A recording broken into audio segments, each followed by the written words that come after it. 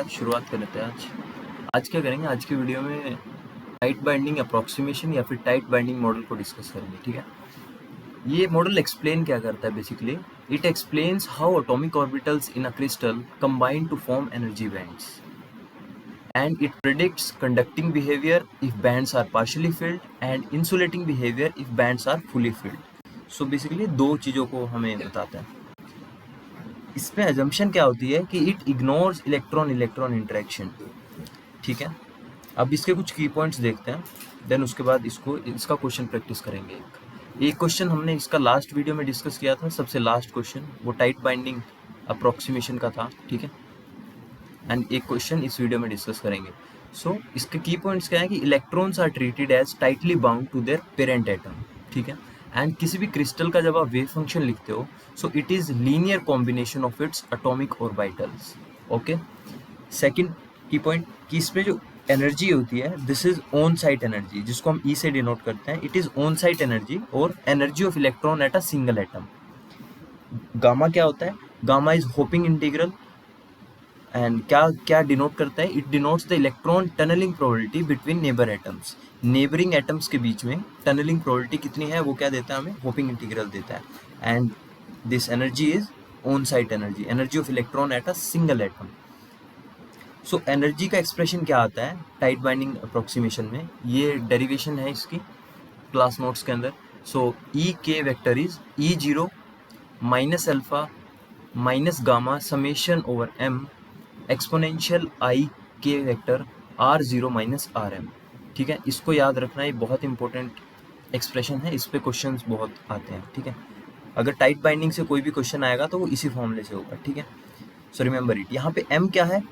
Nearest neighbours to R zero. R zero क्या है? एक रेफरेंस एटम लिया है हमने, उसके नेबर्स में उसके कितने नेबर्स हैं वो क्या डिनोट करेगा? एम। एक्सपोनेंशियल आई के क्या है यहाँ पे? Wave vector. आर एम क्या है? Position vector of mth atom from your reference atom. Your reference atom is R zero. ठीक है, समझ आ गया? आर एम क्या है? पोजीशन वेक्टर है एमथ एटम का from your reference atom R zero. ठीक है, गामा क्या है? होपिंग इंटीग्रल जो कि प्रोबेबिलिटी देता है between neighbouring atoms. And alpha क्या है? यहाँ पे कांस्टेंट है। एंड ई क्या है? On site energy. ठीक है, इसको आप ई जीरो कर लो, यहाँ पे ई जीरो क्या देगा? On site energy. सो अब इस पे एक क्वेश्चन देखते हैं, इसके कुछ की पॉइंट्स याद रखने हैं आपको। एंड बेसिकली ये करता क्या है? एक्सप्लेन करता है एटॉमिक ऑर्बिटल्स को in a crystal combined to form energy bands and it predicts the behaviour of material whether it is conducting और insulating and based on the filling of bands, partially filled or fully filled. So let's do one question. Let's say हम simple cube का एक वो लेते हैं, simple cubic atom, इसका एक lattice लेते हैं, simple cubic lattice. So simple cubic lattice में अगर मैं कहीं पर भी एक अपना रेफरेंस एटम लेता हूँ, लेट्स से इसको मैं अपना रेफरेंस एटम लेता हूँ। ठीक है, this is my reference atom. So इसके कितने नेबर होंगे पहले तो ये बताओ। सो सिंपल लैटिस में अगर मैं किसी भी एटम को चूज करता हूँ तो इसका नियरेस्ट नेबर होगा एक तो ये 1, एक ये 2, एक ये 3 एंड एक यहाँ पे होगा 4 एंड एक नीचे होगा इसके अपोजिट 5 एंड एक इस पॉइंट के अपोजिट इस डायरेक्शन में होगा आउटवर्ड फ्रॉम स्क्रीन से बाहर 6। सो 6 नियरेस्ट नेबर्स होते हैं सिंपल क्यूबिक के केस में। इनके कोऑर्डिनेट्स क्या है? अगर मैंने इसको ओरिजिन माना है तो इसके कोऑर्डिनेट क्या होंगे? 0, 0, 0। ठीक है, एंड तो इस पॉइंट के कोऑर्डिनेट कितने होंगे? -0, -a, 0, 0। सो सभी नियरेस्ट नेबर्स हैं उनके कोऑर्डिनेट लिख लो। सो इसके होंगे 0, 0, 0। लेट्स से ये जो एक्सिस है ये एक्स एक्सिस है एंड ये जो एक्सिस है let's say this is Z axis and ये जो एक्सिस है ये कितना है? Y axis. सो इस पॉइंट के कोऑर्डिनेट कितने होंगे? 0, a, 0। सिमिलरली इस पॉइंट के कोऑर्डिनेट कितने होंगे? 0, -a, 0 एंड इसके होंगे 0, 0, a एंड इसके होंगे 0, 0, -a। ठीक है, अब क्या करते हैं हम इसके लिए पोजीशन वेक्टर लिखते हैं। ठीक है, पहले ये कैलकुलेट करते हैं एक्सपोनेंशियल इसके अंदर की टर्म। ठीक है, r0 minus R M. r0 कितना है? मेरा रेफरेंस एटम। ठीक है, तो इसके कोऑर्डिनेट कितने हैं 0 0 0। आर एम मैं अब चूज करूंगा। So along positive X axis, so along positive X axis R zero minus R M कितना आएगा बताओ। ये तो जीरो कोऑर्डिनेट है इसके, सो कितना आएगा 0 माइनस एंड आर एम के कितने हैं 0 कोमा एक्स कैप। अगर इसको मैं वेक्टर फॉर्म में लिखूंगा तो क्या आएगा ए एक्स कैप। सो ठीक है, मेरा ये आ गया कितना माइनस ए एक्स कैप। ठीक है, similarly along negative x axis, negative x axis पे r zero minus R M कितना आएगा 0 minus minus a x cap. देखो माइनस एक्स एक्सिस पे जाओगे तो इसके वेक्टर कैसे लिखोगे minus a into x cap. So ये क्या आएगा positive a x cap. Similarly आप पॉजिटिव वाई एक्सिस पे निकालोगे, पॉजिटिव वाई एक्सिस पे, सो वहां पे कितना आएगा minus a y cap. Negative y axis पर निकालोगे सो वहां पे कितना आएगा plus a y cap. And similarly for plus z axis में निकालोगे सो उसके लिए जो r zero minus are m है ये कितना आएगा minus times a z cap. ठीक है, and for minus z axis it will be r zero minus are m is plus a z cap. ठीक है, सो हमारे पास क्या आ गया R zero minus are M हमने कैलकुलेट कर लिया, R zero minus are M. Let's अब इसको एक्सपोनेंशियल टर्म को कैलकुलेट करते हैं पूरा। सो के वेक्टर के भी हमारे पास 3 कंपोनेंट होंगे, के x x cap plus k Y Y cap plus के जेड जेड कैप, यहाँ पे वाई कैप है। ठीक है, सो एक्सपोनेंशियल आई के dot are zero minus R M. ठीक है, सो डिफरेंट डिफरेंट केसेस के लिए निकालेंगे एंड इसका सम निकालेंगे। सो सम निकालेंगे, एम कहाँ से वेरी करेगा फ्रॉम 1 to 6। सो करते हैं। सो फर्स्ट टर्म के लिए कितना आएगा देखो, इसके लिए कितना आया था r zero minus are m minus a x cap. So जब माइनस ए एक्स कैप का आप डॉट प्रोडक्ट लोगे के के साथ सो सिर्फ एक्स कंपोनेंट आएगा। ठीक है, सो कितना आएगा एक्सपोनेंशियल माइनस साइन के साथ आई के एक्स ए। ठीक है, ये आएगा and x cap dot x cap क्या हो जाएगा 1 हो जाएगा। सिमिलरली माइनस एक्सिस में क्या आएगा एक्सपोनेंशियल प्लस हो जाएगा आई के एक्स ए। सिमिलरली जब आप y के लिए लिखोगे तो कितना आएगा exponential minus i k y a plus exponential plus i k y a and similarly for z। So exponential minus i k z times a plus exponential I k z. ठीक है, तो मेरे पास एक्सपोनेंशियल माइनस एक्स है plus x है, मैं इसको कोस की टर्म्स में लिख लेता हूँ। ठीक है, सो कोस की टर्म्स में क्या आएगा मेरे पास 2 times cos k x A plus 2 times cos k y a plus 2 times cos k Z. यहाँ तक क्लियर है। ठीक है, सो एनर्जी का एक्सप्रेशन लिखते हैं। अब ये क्या आया था हमारे पास समेशन ओवर एम एक्सपोनेंशियल आई के dot are zero minus are m. So इसको प्लग करते हैं कहाँ पे अपनी इक्वेशन में, यहाँ पे प्लग करते हैं। ठीक है, तो देखो कितना आएगा।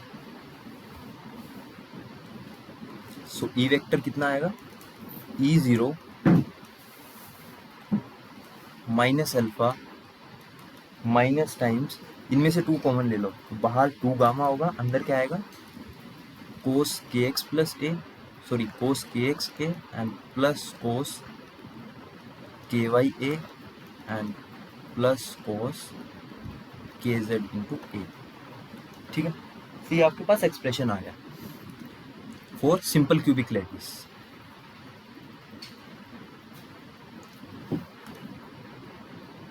ठीक है, तो फॉर अब देखो इसकी मिनिमम और मैक्सिमम वैल्यू निकालते हैं। दिस इज ई के, सो मिनिमम वैल्यू ऑफ ई के, देखो ये क्वांटिटी मिनिमम कब होगी, जब आपके पास, देखो माइनस है, जब ये टर्म्स क्या होंगी, मैक्सिमम होंगी, तो ई के कितना होगा, मिनिमम होगा। सो ई के एंड कोस की मैक्सिमम वैल्यू कितनी होती है, 1, सो 1 + 1 + 1 3, तो 6 गामा हो जाएगा। सो ई के मिनिमम कितना आ गया मेरे पास, E0 minus alpha minus of 6 gamma, ठीक है। सिमिलरली आप मैक्सिमम वैल्यू निकाल सकते हो। सो मैक्सिमम वैल्यू ऑफ ई के, मैक्सिमम कब आएगा, जब ये सारी टर्म 0 देगी, तो मेरे पास मैक्सिमम वैल्यू आएगी। सो कोस की क्या रख देंगे हम, 0 0 0 रख देंगे। सो ई के maximum is simply E0 minus alpha, ठीक है, ठीक है, यहाँ तक क्लियर है। मिनिमम कहाँ पे आई थी, व्हेन कोस थीटा इज 1। अब देखो बैंडविड्थ, इस केस में बैंडविड्थ कितनी आएगी, देखो बैंडविड्थ क्या होती है, ई मैक्सिमम और ई मिनिमम का डिफरेंस। सो बैंडविड्थ, सो बैंडविड्थ कितना आएगा, सॉरी यहाँ पे हमने एक मिस्टेक की है, जब आप इसको मैक्सिमम कैलकुलेट करोगे ना, सो मैक्सिमम कब आएगा, देखो हम इसको 0 से भी मिनिमाइज कर सकते हैं, जब इनकी वैल्यू क्या होगी, -1 -1 एंड -1, ठीक है। सो -3 मल्टीप्लाई होगा, सो +6 गामा, ठीक है, सॉरी +6 गामा, ये क्या होगी, मैक्सिमम वैल्यू होगी। ध्यान रखना कि कोस की जो मिनिमम वैल्यू होती है वो -1 होती है एंड मैक्सिमम वैल्यू क्या होती है, +1 होती है। सो बैंडविड्थ क्या आएगी, difference of 2 energy levels, that is minimum and maximum, and इस केस में 12 गामा, ठीक है। अब देखो, सो ई के का एक्सप्रेशन लिखते हैं अपना, व्हेन लेट्स से एक स्पेशल केस करते हैं इसमें कि व्हेन के into a is much much less than 1, that is near zone centre, zone centre पर कितनी एनर्जी होगी हम वो कैलकुलेट करते हैं, ठीक है। So near zone centre, so when your के is less than 1, cos k x ए कितना होगा, जब आप इसको एक्सपेंड करोगे टेलर सीरीज तो कितना आता है, 1 minus k x a square divide by 2 factorial plus k x a cube divide by 4 factorial, ठीक है, पावर 4 आएगी यहाँ पे, 3 4 आएगी, and so on. Similarly for cos k y, so cos k y into a is 1 minus k y a square divide by 2 factorial plus k y a power 4 divide by 4 factorial, and same for cos kz a, 1 minus kz a square divided by 2 factorial plus kz a power 4 divided by 4 factorial and so on. So put these values of kx, ky, kz in your expression. ये जो expression आया था हमारे पास, ठीक है, simple cubic के लिए। तो देखो जब आप के x plus k Y plus के जेड करोगे, सो 1 + 1 विल गिव यू ये 3 आ जाएगा, ठीक है। सो ई के is E0 minus alpha minus बाहर कितना था 2 गामा, एंड जब कोस k x plus cos k Y plus cos k Z करोगे सो 3 आएगा, एंड माइनस, देखो इन तीनों टर्म्स में से हम सिर्फ फर्स्ट एंड सेकंड टर्म ले रहे हैं, ठीक है, first and second, higher order terms को हम निगलेक्ट कर रहे हैं, why, because K A is less than 1, so इनकी पावर करोगे तो वो भी काफ़ी मिनिमाइज हो जाएगी, सो इसलिए हम इसके आगे की टर्म्स को हम वो कर रहे हैं, इग्नोर कर रहे हैं। सो यहाँ पे अगर मैं देखो कॉमन लूँ तो कितना आएगा, के x plus k Y square plus के जेड स्क्वायर के x square plus k Y square plus के जेड स्क्वायर, बाहर ए स्क्वायर एंड नीचे में 2 फैक्टोरियल सबके कॉमन है, ठीक है। सो 2 फैक्टोरियल इज सिंपली 2। यहाँ तक क्लियर है। अब देखो इसको थोड़ा सा और एक्सपेंड करते हैं। के x square plus k Y square plus के जेड स्क्वायर, इसको मैं क्या लिख दूंगा, के स्क्वायर। सो ई ज़ीरो माइनस अल्फा, इसको अंदर मल्टीप्लाई करो, सो कितना आएगा 6 गामा, इससे अंदर मल्टीप्लाई करोगे तो प्लस होगा सिंपली गामा टाइम्स ये के स्क्वायर ए स्क्वायर, ठीक है। सो ये मेरे पास एक्सप्रेशन आ गया इसका।